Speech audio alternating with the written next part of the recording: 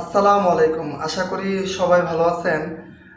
খুবই গুরুত্বপূর্ণ একটা টপিক নিয়ে আসছি। আশা করি যারা ডিপ্লোমা ইঞ্জিনিয়ার আছেন বা যারা বিএসসি ইঞ্জিনিয়ার আছেন, বিষয়টা হয়তো আপনারা একটু গুরুত্ব সহকারে দেখবেন। বর্তমানে আমাদের সবচেয়ে কমন যে সমস্যাটা, সেটা হচ্ছে আমরা সার্কুলার পড়ি না। এটা আমি সবার উদ্দেশ্যেই বলি, যেহেতু আমরা নিয়োগ প্রক্রিয়া নিয়ে কাজ করি বা বিভিন্ন সার্কুলার বা বিভিন্ন বিষয়বস্তু নিয়ে আমরা কাজ করি। এর জন্য আমাদের অভিজ্ঞতা থেকে আসলে প্রত্যেকটা বিষয় বলা। বর্তমানে সবচেয়ে কমন যে সমস্যা আমাদের মধ্যে, আমরা সার্কুলার পড়ি না। আমরা শুধু হ্যাঁ, এখানে ইলেকট্রিক্যাল চাইছে, ও আমি তো ইলেকট্রিক্যাল, আমি অ্যাপ্লাই করে দিই, শেষ। আর ওইখানে কি চাইছে না চাইছে কোম্পানি, আমাদের কারো কোনো মাথা ব্যথা নেই। আমরা কেউ এগুলো ফলো আপ করি না, যার কারণে আমরা ইন্টারভিউ কল পাচ্ছি না, আমরা রিজেক্ট হয়ে যাচ্ছি। এত অ্যাপ্লাই করে কোম্পানি লিখে দিচ্ছে সাব অ্যাসিস্ট্যান্ট ইঞ্জিনিয়ার নেবে, ওইখানে দেখা যায় যে যারা টেকনিশিয়ান আছেন ওরা অ্যাপ্লাই করে দিচ্ছে, ওখানে লিখে দিচ্ছে ওর সিভিতে দেওয়া আছে টেকনিশিয়ান, অথচ সে সাব অ্যাসিস্ট্যান্ট ইঞ্জিনিয়ার পজিশনে অ্যাপ্লাই করে দিচ্ছে। তাহলে কি হইল না? এজন্য বর্তমানে আমাদের এই সবচেয়ে কমন যে সমস্যাটা, সেটা হচ্ছে ইন্টারভিউ কল না পাওয়ার সবচেয়ে বড় সমস্যা হচ্ছে আমরা সার্কুলার পড়ি না। কোম্পানির যে রিকোয়ারমেন্ট বা কোম্পানির যে ডিমান্ড চাহিদা, সেটার সাথে আমাদের মিলে না। সাপোজ আমি একটা উদাহরণ দেই। গত 2 দিন আগে আমি একটা পোস্ট দিয়েছি, আমরা অনেকেই জানি বর্তমানে বাংলাদেশে বেকারত্বের সংখ্যা, বিশেষ করে ইঞ্জিনিয়ারিং সেক্টর খুব বাজে একটা অবস্থায় আছে। সেটা জব সেক্টর, মার্কেট, সব জায়গায় ইঞ্জিনিয়াররা অবহেলিত। তো এখন কি করবে? আমার তো একটা কিছু করতে হবে, আমার তো একটা কাজের ব্যবস্থা করতে হবে, আমাকে তো মাস শেষে ইনকাম করতে হবে।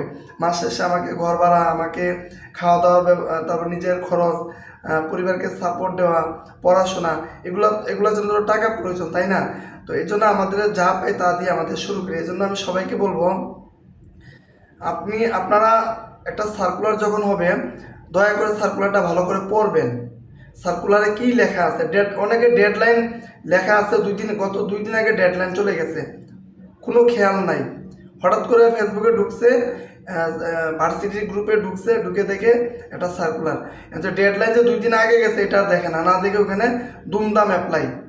এইভাবে প্রতিনিয়ত অ্যাপ্লাই করতেছে, পরে বলতেছে আমি হতাশ, আমি ইন্টারভিউ কল পাচ্ছি না। আরও অনেক ছোট ছোট ভুল আছে। তো এখন আপনারা দেখেন, এক জায়গায় চাইছে এসএসসি এসএসসি নেবে, জেনারেটর অপারেটর বা জেনারেটর টেকনিশিয়ান বা ইলেকট্রিশিয়ান নেবে।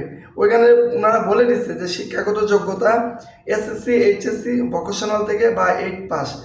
আপনি কেন, কোন দুঃখে ডিপ্লোমা ইঞ্জিনিয়ার ওইখানে অ্যাপ্লাই করেন? আপনার যদি এতই চাকরি দরকার, এতই যখন প্রয়োজন, আমি বিএসসি ইঞ্জিনিয়ার সবাইকে বলবো, কারণ আমরা কাজ করতে গিয়ে সবারই অভিজ্ঞতা আমাদের হয়েছে।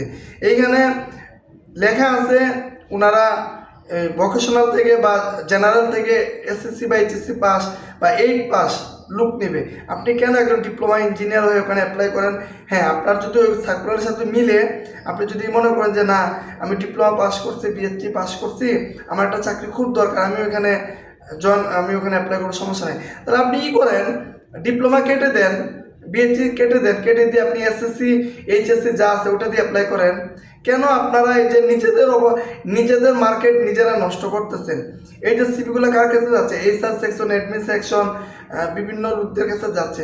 ওনারা হাসবে এগুলা, যে আমরা চাইছি ইন্টার পাস, এখানে দেখি বিএসসি ইঞ্জিনিয়ার অ্যাপ্লাই করে বসে আছে। তাইলে কি বলবো আপনাদের যদি চাকরি এতই প্রয়োজন হয়, আপনারা ডিপ্লোমা কেটে দেন, বিএসসি কেটে দিয়ে অ্যাপ্লাই করেন, তাহলে তো আর সমস্যা নেই। আমাদের অনেক কলিগরা আছে পরিস্থিতির শিকার হয়ে কী করবে, চাকরি পাচ্ছে না, না পেয়ে বিএসসি হাইড রাখছে, ডিপ্লোমা হাইড রাখছে, হাইড রেখে এসএসসি ইন্টার পাস দিয়ে চাকরি করতেছে। তারা ওখান থেকে অভিজ্ঞতা নিতেছে, একটা পর্যায়ে যেহেতু যোগ্যতা আছে, সে একজন ইঞ্জিনিয়ার, যোগ্যতা আছে, সেটা কাজে লাগাতে পারবে। এই যে অভিজ্ঞতাটা নিতেছে, নিয়ে সে পরবর্তীতে ভালো একটা সিভি আপডেট করে দেখা গেলো ডিপ্লোমা অথবা বিএসসি দিয়ে অন্য একটা জায়গায় ইঞ্জিনিয়ারিং পজিশনে সে চলে যেতে পারে, স্বাভাবিক। তো আপনারা কবে বুঝবেন ভাই? এতে করে তো আমরাও ক্ষতিগ্রস্ত হচ্ছি। আপনারা যদি জুনিয়র পোস্টে বা ছোটো পোস্টে অ্যাপ্লাই করতে এতই যদি প্রয়োজন হয়, ইঞ্জিনিয়ারিং কেটে দেন, সমস্যা তো নাই। অনেক প্রতিষ্ঠান আছে আপনার ইলেকট্রিশিয়ান নেবে, ডিপ্লোমা এলাও না, ওইখানে আপনি ডিপ্লোমা কোনোভাবে এলাও না। অনেক প্রতিষ্ঠান আছে ইলেকট্রিশিয়ান নেবে, ডিপ্লোমা এলাও। এক এক কোম্পানি এক এক পলিসি, এক এক সিস্টেম।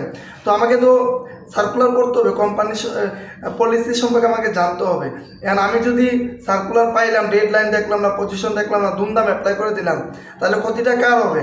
সময়টা আমার যাবে। এই জন্য আমি সবার উদ্দেশ্যেই বলবো যে আপনারা যদি জুনিয়র পোস্টে যদি চাকরি করতে এতই যদি সমস্যা বা চাকরি করাই যদি লাগে, তাহলে আপনারা দয়া করে ডিপ্লোমা এবং বিএসসি কেটে দিয়ে আপনারা হাইড্রেকে জয়েন করেন বা ইন্টারভিউ দেন, অ্যাপ্লাই করেন, ইন্টারভিউ কলটা পান। আপনারা মনে করছেন যে আমার বিএসসি আছে, আমার ডিপ্লোমা আছে, আমি অ্যাপ্লাই করলে আমি ডাক পাবো, এরকম ভাবাটা হচ্ছে বুকামি, বুকার সঙ্গে বাস করা। কারণ প্রত্যেকটা কোম্পানি রিকোয়ারমেন্ট আছে, ওদের সিস্টেম আছে, পলিসি আছে, বুঝতে হবে এগুলা। আপনি যতই মনে করতেছেন যে আমি বিএসসি ইঞ্জিনিয়ার, আমি ডিপ্লোমা ইঞ্জিনিয়ার, আমি অ্যাপ্লাই করলে আমার ইন্টারভিউ কল পাবো, এটা হচ্ছে বুকামি। এটা সবাইকে বলবো সার্কুলার পড়বেন, সার্কুলার পরে তারপর ঠান্ডা মাথায় অ্যাপ্লাই করবেন। ধন্যবাদ সবাইকে। ভিডিওটি ভালো লাগলে অবশ্যই শেয়ার করে দিবেন। আসসালামু আলাইকুম।